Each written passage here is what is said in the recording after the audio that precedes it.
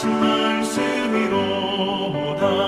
한 마음으로 힘써 나가세. 한 마음으로 힘써 싸우세.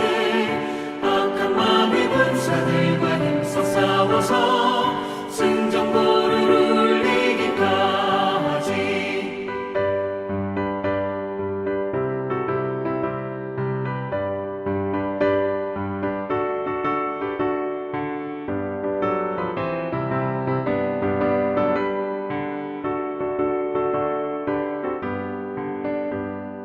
악한 마귀 죄 아무리 강할지라도 우리들의 대장 예수 앞서 가시니 주저 말고 용감하게 힘써 싸우세. 최후 승리 얻을 때까지 한 마음으로 힘써 나가세. 한 마음으로 힘써 싸우세. 악한 마음의 군사들과 힘써 싸워서 승전보를 울리기까지. 죄악 중에 빠진 사람 죄를 뉘우쳐 십자가에 달린 예수 믿기만 하면 위태한 데 빠진 영혼 구원 얻어서 천국 백성 될 것임일세. 한 마음으로 힘써 나가세. 한 마음으로 힘써 싸우세. 악한 마귀 군사들과 힘써 싸워서 승전보를 울리기까지.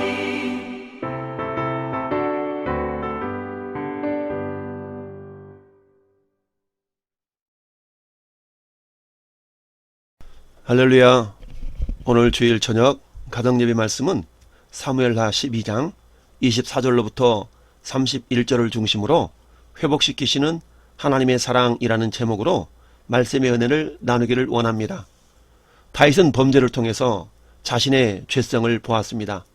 다윗 같은 사람은 별로 흠잡을 것이 없는 사람이니 다윗 스스로도 이 사건 전에는 자신을 의롭다고 얼마든지 여길 수 있었을 것입니다.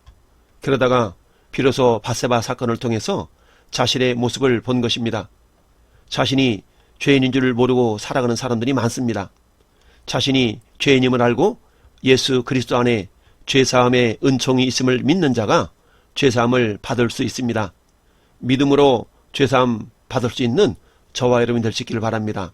다윗은 아이가 죽기 전에는 아이를 살려달라고 간절히 기도했지만 아이가 죽자 금방 그 불행을 잊고 20절 말씀처럼 몸을 단장하고 하나님께 경배한 후에 새로운 삶을 시작합니다. 다윗의 가장 매력적인 면이 바로 이 장면이라고 볼 수 있습니다. 그 모습을 하나님이 기쁘게 보시고 하나님은 솔로몬이란 귀한 자녀를 새롭게 주셨습니다. 우리는 과거의 불행을 쉽게 잊을 줄 아는 거룩한 건망증을 가져야 합니다. 거룩한 건망증은 하나님이 주신 복 중의 복입니다. 하나님은 우리가 과거의 불행을 잘 잊을 때에 새로운 은혜를 더해 주실 것입니다. 잘했든 잘못했든 과거의 일은 하나님께서 이미 결제하셨기 때문입니다. 그러므로 하나님께서 결제하신 지나간 일에 너무 매달려서 살지 말아야 합니다. 그것은 시간 낭비가 될 수 있습니다. 우리 인생에는 이해할 수 없는 일들이 일어나곤 합니다. 사랑은 이해할 수 없는 것입니다. 사랑의 깊이와 넓이는 측량할 수가 없습니다. 다윗은 특별한 하나님의 사랑을 받았습니다.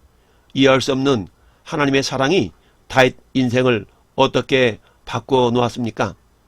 우리 인생을 돌아보면 지금까지 잘못한 일과 부끄러운 일과 실패한 일도 많았지만 그 일에 매여 낙심하고 좌절하며 우리의 선한 계획과 열심을 포기하지 말아야 합니다.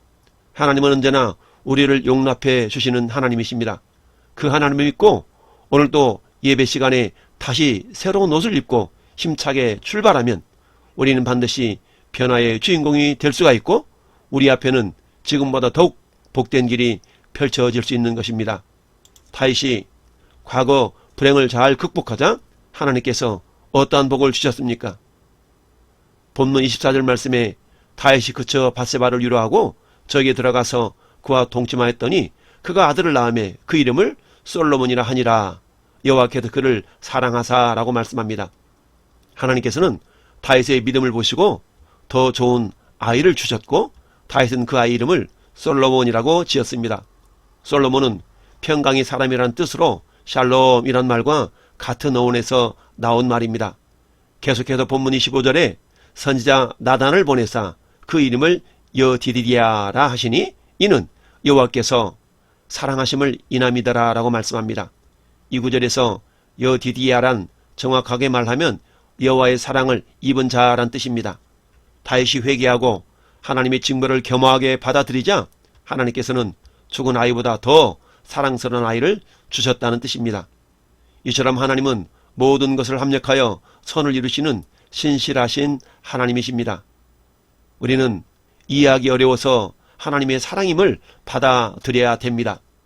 다윗은 정욕의 노예가 되어 밧세바와 동침을 했습니다. 다윗이 은밀한 중에 행할 때에 하나님은 모든 것을 보고 계셨던 것입니다. 하나님 우리의 모든 것을 보고 계십니다. 우리의 생각도 알고 계십니다. 하나님이 모를 것이라고 생각하는 것이야말로 오만한 생각인 것입니다. 하나님은 다윗의 죄를 간과하지 않으셨습니다. 하나님은 사랑하는 자녀에게 매를 댈 줄 아는 아버지이십니다. 하나님의 매는 다윗과 밧세바가 감당하기에는 너무 힘들었습니다. 두 사람 사이에서 태어난 첫 번째 아이가 죽었기 때문입니다. 자식의 죽음 앞에서 다윗은 죄의 참혹한 결과가 무엇인지 깊이 깨달았습니다. 죄에는 반드시 대가가 따른다는 사실을 알게 되었습니다. 돌이킬 수 없는 결과 앞에 다윗은 다시 한번 겸비한 태도로 하나님께 나아갔습니다. 죄인과 의인은 죄의 양으로 결정되지 않습니다. 죄에 대한 태도로 결정됩니다. 죄인은 죄를 가볍게 생각하지만 의인은 죄를 심각하게 생각합니다. 죄인은 죄를 작은 죄와 큰 죄로 나누지만 의인은 죄는 모두 죄라고 인정하고 회개합니다. 다윗은 하나님 앞에 의인이었습니다. 그는 죄를 무서워하는 사람으로 새롭게 태어났던 것입니다. 하나님은 다윗의 회개를 받으셨고 두 사람의 관계를 인정해 주셨습니다. 이제 밧세바는 우리아의 아내에서 다윗의 아내로 불리게 되었습니다. 또한 두 사람에게 아들을 주셨습니다. 죄로 인한 심판을 받았지만 회개하자 회복이 이루어졌던 것입니다. 죄는 우리를 멸망으로 이끌지만 회개는 우리를 새 소망으로 이끕니다. 죄는 우리를 슬픔과 절망 속에 가두지만 회개는 우리가 하나님의 사랑 안에 자유를 누리게 합니다. 하나님은 다윗과 밧세바 사이에서 태어난 솔로몬에게 여디디야라는 이름을 지어주셨습니다. 여디디야는 하나님께 사랑을 입어자는 뜻이라고 했습니다. 하나님이 진정으로 기뻐하시는 사람으로 축복 속에 태어난 사람이라는 뜻이지요. 하나님의 솔로몬의 이름을 지어주신 사건은 다윗에게 의미하는 바가 컸습니다. 죄로 인해 떨어졌던 관계가 완전히 회복되었다는 것을 의미하기 때문입니다. 하나님이 다윗과 맺은 언약을 이어나가시겠다는 의지를 보여주신 사건이기 때문입니다. 하나님은 죄인을 싫어하시는 것이 아니라 죄를 싫어하십니다. 하나님은 죄인이 죄에서 돌이키면 그를 받아주십니다. 그리고 하나님의 축복 속에 살아갈 수 있도록 은혜를 베풀어 주십니다. 하나님의 사랑 방식은 인간의 사랑 방식과는 다릅니다. 인간의 사랑 방식은 기본적으로 주고받는 것, 즉 기브 앤 테이크입니다. 그러나 하나님은 주고 또 주십니다. 기브 앤 기브이지요. 인간은 절대로 용서할 수 없는 죄가 있다고 단정합니다. 내 눈에 흙이 들어가기 전까지는 절대로 용서하지 못해 라는 말을 하기도 합니다. 그러나 하나님께 용서받을 수 없는 죄는 없습니다. 절대 용서할 수 없는 죄가 있다고 생각하는 인간의 사랑 방식으로 아무것도 용서받지 못할 죄는 없다고 말하는 하나님의 사랑 방식을 이해하는 것은 불가능합니다. 하나님의 사랑은 이해하는 것이 아니라 받아들이는 것입니다. 하나님이 주시는 사랑을 감사함으로 받으면 됩니다. 다윗은 이해할 수 없는 사랑을 받았습니다. 다윗이 새롭게 회복될 수 있었던 것은 하나님의 사랑이었습니다. 다윗의 왕가가 지속될 수 있었던 것도 이해할 수 없는 하나님의 사랑이었습니다. 하나님 우리를 사랑하십니다. 하나님이 주시는 사랑을 받기 바랍니다. 이해하려고 하지 말고 주시는 사랑을 그냥 받으면 됩니다. 하나님의 사랑을 받고 또 다른 사랑을 낳는 복된 성도가 될 수 있기를 예수님의 이름으로 축원을 드립니다. 그렇습니다. 하나님 또한 우리에게 이해할 수 없는 방식으로 승리를 안겨주시기도 합니다. 하나님은 승리를 주시는 방식과 시기는 알 수 없습니다. 하나님은 하나님께서 원하시는 방식으로 하나님께서 원하시는 때에 일하시기 때문입니다. 이스라엘과 아말렉의 전쟁은 모세의 손을 통해서 결정되었습니다. 전쟁의 성패는 군사력의 차이나 지도력의 차이에서 오지 않았습니다. 하나님에게서 옵니다. 하나님은 모세가 손을 들면 이스라엘이 이기게 하셨고, 모세가 손을 내리면 아말렉이 이기게 하셨습니다. 상식적으로 통용되던 방식이 아닌 비상식적인 방법으로 이스라엘을 승리하게 하셨던 것입니다. 기드온과 미디안의 전쟁에서도 말도 안 되는 무기와 군사력으로 맞선 무모한 전쟁이었습니다. 기드온은 수만 명을 돌려보내고 300명만 데리고 전쟁에 나갔습니다. 이스라엘에 맞던 미디안의 군대는 수십 배에 달하는 군사력을 자랑하며 이스라엘을 압도했던 것입니다. 기드온과 300명의 군사의 손에는 칼과 창 대신에 항아리와 횃불이 들려 있었습니다. 전쟁에 나가는 군사의 무기로는 적절해 보이지가 않았습니다. 하지만 이것을 통해 미디안의 군대는 괴멸되었던 것입니다. 모세의 손은 하나님의 방법이었습니다. 기드온과 300명의 군사도 하나님의 방법이었습니다. 하나님은 하나님의 방법으로 승리를 주십니다. 암몬 왕의 죽음을 애도하기 위해서 보낸 다윗의 사신단을 조롱한 암몬은 이스라엘과 전쟁을 벌였습니다. 왕성이라 불리는 라빠성의 점령은 아직 다윗이 죄에서 돌이키지 않았을 때 일어난 일입니다. 다윗이 범죄한 상태에서도 이스라엘이 라빠성을 함락시킬 수 있었던 것은 군대를 이끄는 요압의 지도력이 뛰어났기 때문만은 아닙니다. 다윗의 범죄에도 불구하고 이스라엘이 승리할 수 있었던 제일 큰 원인은 하나님의 신실하신 약속 때문입니다. 하나님은 다윗의 왕국을 견고히 세우시겠다라고 이미 사무엘하 7장에 약속해 주고 계십니다. 하나님이 인간의 범죄에도 불구하고 약속을 지키십니다. 하나님은 약속에 신실하십니다. 하나님이 이해할 수 없는 방법으로 승리를 주시는 이유도 약속에 신실하시기 때문입니다. 하나님의 승리를 주셨을 때 우리는 그것이 은혜로 주어진 것임을 깨달아야 합니다. 그리고 하나님 앞에 겸손하게 서야 합니다. 다윗은 평생 하나님 앞에 온전하고 순전하게 살고자 했지만 그러지 못했습니다. 하나님의 마음에 합한 사람이라라고 사도행전 13장 22절에 불리우던 그 다윗도 실수하고 실패했던 것이지요. 그러나 다윗이 끝까지 하나님 앞에서 온전히 살려고 노력했던 이유는 하나님의 신실하심을 경험했기 때문입니다. 하나님은 신실하신 성품대로 다윗에게 하신 약속을 이루어 주셨습니다. 다윗이 할 수 없는 일을 불강력적인 은혜로 지켜주셨습니다. 하나님은 우리가 이해할 수 없는 방식으로 승리를 주십니다. 다윗은 라빠성을 정복하고 그 성에 입성하였습니다. 그리고는 성 안에서 암몬왕의 항복을 정식으로 받았습니다. 그리고 암몬왕의 면류관이 다윗의 머리에 씌워졌습니다. 면류관은 금 한 달란트로 만들어진 보물 중에 보물이었습니다. 암몬왕의 면류관이 왜 다윗의 머리에 씌워졌습니까? 암몬왕의 죗값으로 그는 전쟁에 지고 나라가 망했습니다. 그러면 전쟁에서 이긴 다윗은 죄가 없었습니까? 다윗 또한 용서받지 못할 죄가 있었습니다. 그런데도 하나님은 다윗의 회개를 귀하게 여겨 용서해 주시고 여디디아의 복을 주시며 부하의 충성된 봉사를 받게 하셨습니다.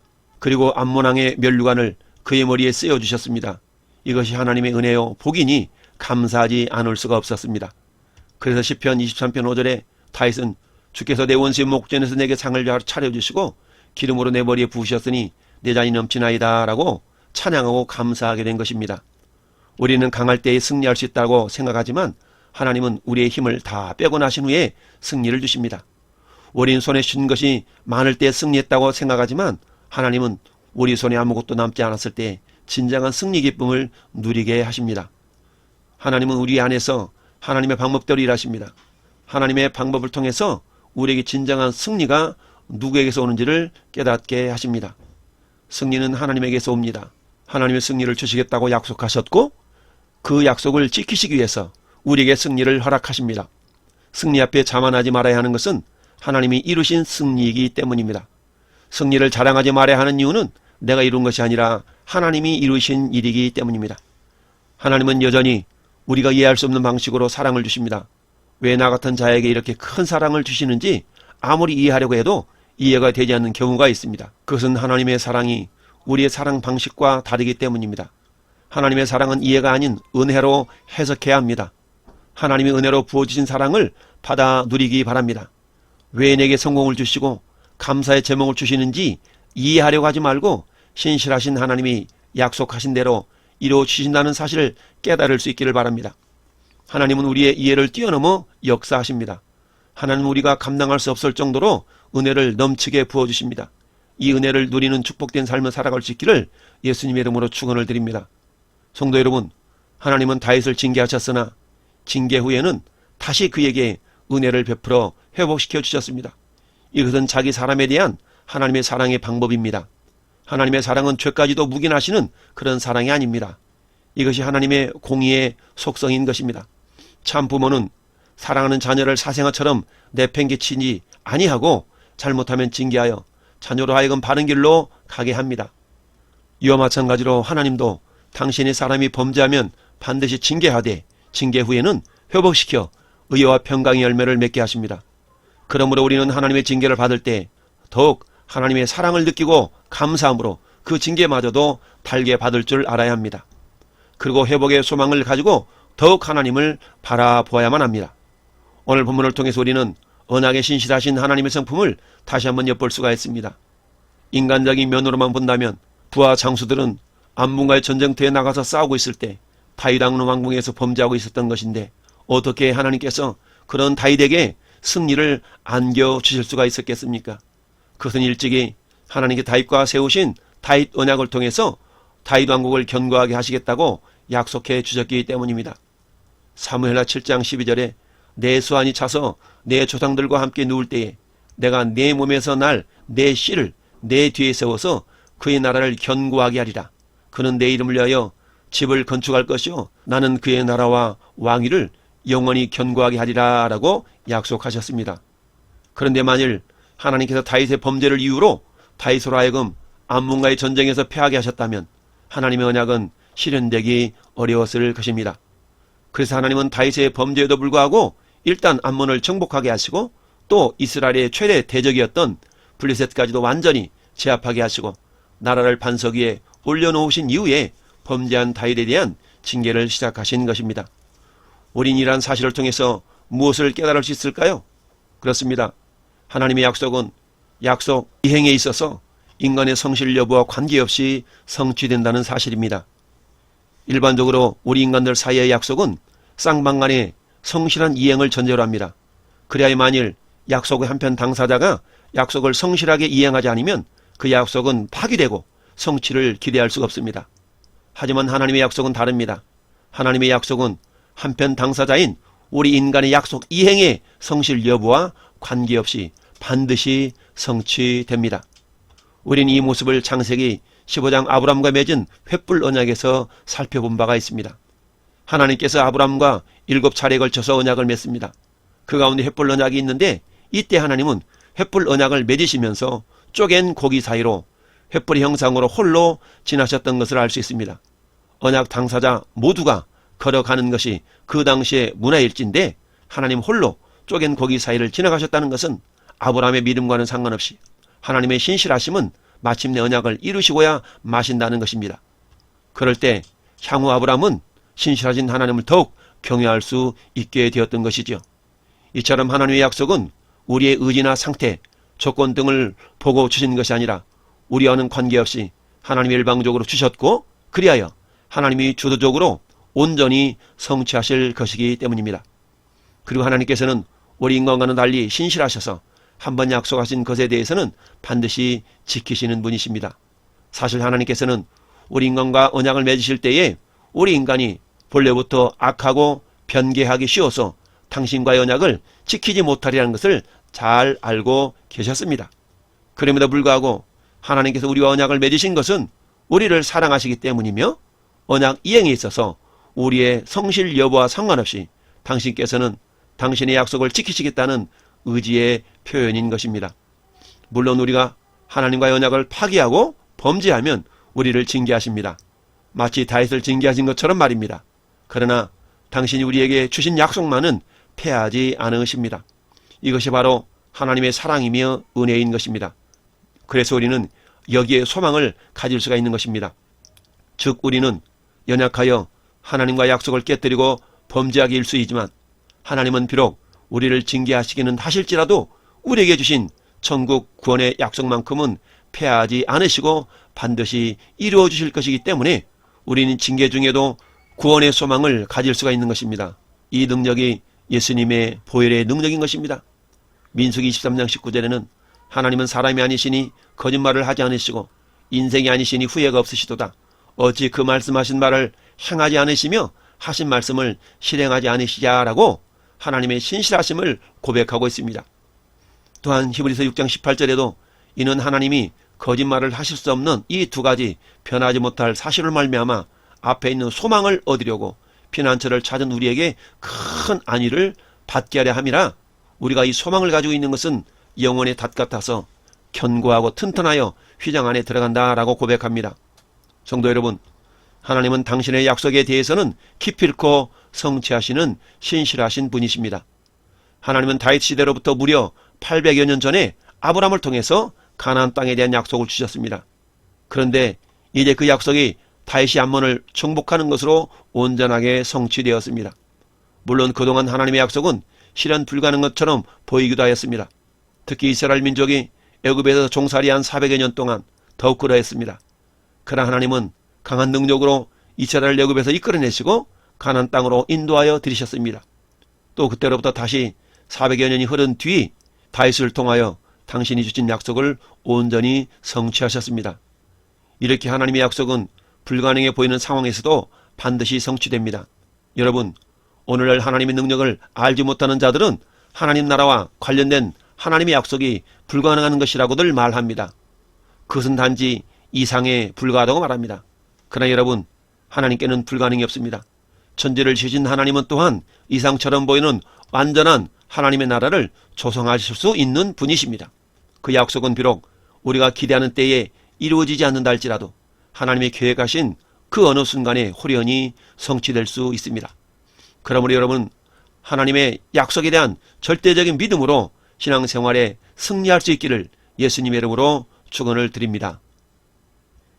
이제는 길이요 진리요 생명이신 우리 구주 예수 그리스도의 은혜와 한 번 맺은 언약은 반드시 성취하시는 신실하신 하나님 아버지의 크신 사랑하심과 어떠한 상황 속에서도 믿음을 잃지 않도록 인도하시는 성령 하나님의 내주교통 감화감동 역사하심이 회복시키시는 신실하신 하나님의 언약을 믿고 오늘도 승리의 믿음을 가지고 돌아가는 우리 모든 성도들 머리 위에와 가정과 직장과 생업 위에 이 나라의 민족 위에 영원토록 함께 있을지어다.